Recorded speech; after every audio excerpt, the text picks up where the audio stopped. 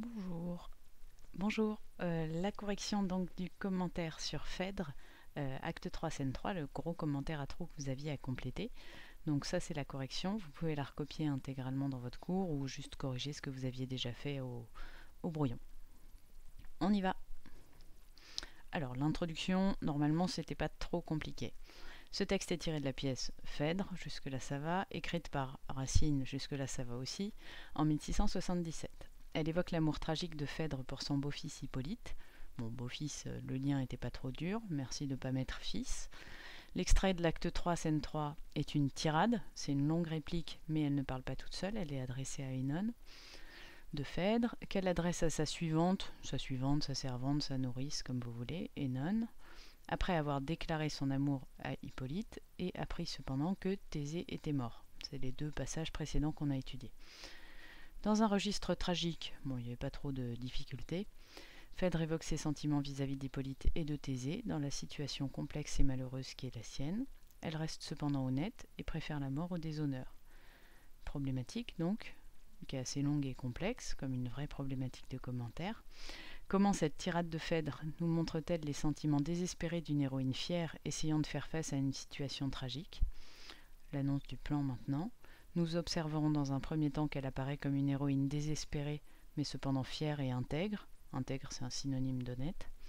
Ensuite, nous montrerons le poids tragique de la société qui pèse sur Phèdre. Première sous-partie. Et première partie, donc on annonce la partie. Pour commencer, nous pouvons remarquer que de multiples sentiments agitent Phèdre, l'amenant au désespoir. Parmi eux, la tristesse, la honte, l'amour déçu, la peur de la réaction d'Hippolyte, tout cela l'amène à souhaiter la mort. Malgré cela, elle reste orgueilleuse, et si elle souhaite mourir, c'est pour ne pas être déshonorée. L'indice était dans l'introduction. La première cause du désespoir de Phèdre est son amour déçu pour Hippolyte qui provoque sa tristesse, avec le champ lexical suivant. Donc on trouvait facilement un champ lexical de la tristesse, le cœur gros de soupir, l'œil humide de pleurs, rebuté.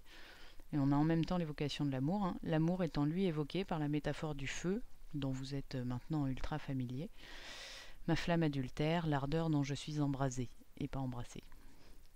Elle est également inquiète par rapport à ce que Hippolyte va dire à Thésée, donc l'inquiétude va être relative au vocabulaire du témoignage.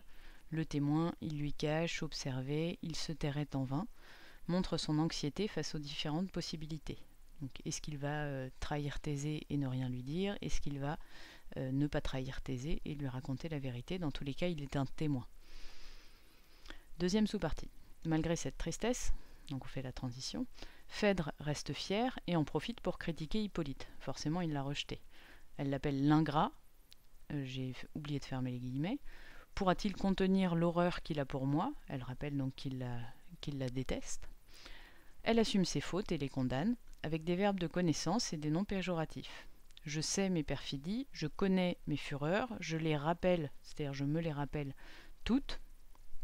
Elle revendique également son honnêteté en se comparant à d'autres femmes qui, elles, n'ont pas honte de leur comportement. Donc elle serait supérieure dans le sens où elle ne fait pas semblant, elle ne se cache pas derrière des prétextes.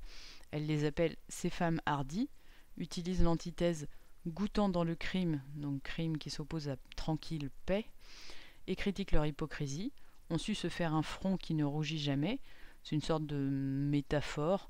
L'idée que le front ne rougit jamais, ça symbolise la honte, donc ces femmes n'ont jamais honte, quelle que soit leur situation. Troisième sous-partie. Enfin, on remarque que face à cette situation, Phèdre envisage de se laisser mourir. Elle utilise le champ lexical de la mort, là c'était pas trop dur normalement. Mourons, trépas, cessez de vivre, la mort après moi. Cependant, cette mort est nuancée, et elle permettra à Phèdre de sauver son honneur. De tant d'horreur qu'un trépas me délivre, la mort au malheureux ne cause point d'effroi. Ça lui permettrait aussi d'être enfin tranquille. Le personnage de Phèdre, donc là je fais la transition avec la partie d'après, je résume. Si difficile que soit sa situation, veut donc rester le personnage noble qu'implique la tragédie classique, et donc j'annonce la suite. Si elle s'accuse et se condamne, elle n'est pourtant pas seule responsable. Deuxième grande partie, donc il suffisait de reprendre l'annonce du plan. En effet, le poids tragique de la société pèse sur Phèdre, son mari, sa famille et les générations futures la condamnent. Donc, première idée. Premièrement, le registre tragique qu'utilise Phèdre dans sa tirade consiste à susciter, bon là normalement c'est bon, la terreur et la pitié. On peut l'observer avec la présence de phrases exclamatives, « Juste ciel, qu'ai-je fait aujourd'hui ? Mon époux va paraître et son fils avec lui. Pour mes tristes enfants, quel affreux héritage ?» Et des phrases interrogatives, « Laissera-t-il trahir et son père et son roi ? Pourra-t-il contenir l'horreur qu'il a pour moi ?» qui montrent l'agitation de ses sentiments. On n'est effectivement pas loin du registre lyrique. Elle invoque le ciel, avec juste ciel. Elle use aussi d'antithèses, crime qui s'oppose à paix, flamme humide de pleurs, courage qui s'oppose à crime, qui nous montre, comme dit précédemment, son désespoir qui suscitait la pitié. Mais la destinée tragique est également présente avec les prévisions négatives de Phèdre. Forcément, si on est dans le tragique, dans le destin, on va avoir du négatif à venir. Et ici, ça concerne Hippolyte, sa mort ou ses enfants. Certaines de ce qui va se produire, elle utilise le futur proche, mon époux va paraître, le futur simple, je verrai, et des compléments circonstanciels de temps, un jour ne leur reproche, donc un jour ici, complément circonstanciel de temps qui nous projette dans le futur. Qu'elle s'interroge ou qu'elle affirme, Phèdre ne cesse d'être hyperbolique à ce sujet. Deux temps d'horreur, quel affreux héritage, un sang si beau, donc dans tous les cas elle est dans l'excès, ce qui nous implique encore plus dans le tragique. Deuxième sous-partie. Ensuite, le poids de la société, et plus précisément du mariage, se voit à la honte qu'éprouve Phèdre vis-à-vis de son époux, avec le vocabulaire de l'honneur qui intervient régulièrement. Là j'ai oublié de surligner en jaune, mais ça fait partie de la correction. J'ose aborder son père, l'honneur de Thésée, trahir, mes perfidies, le crime, m'accuser. Elle rappelle les liens qui unissent les personnages entre eux, liens familiaux et hiérarchiques. Mon époux, son père, son fils, son roi.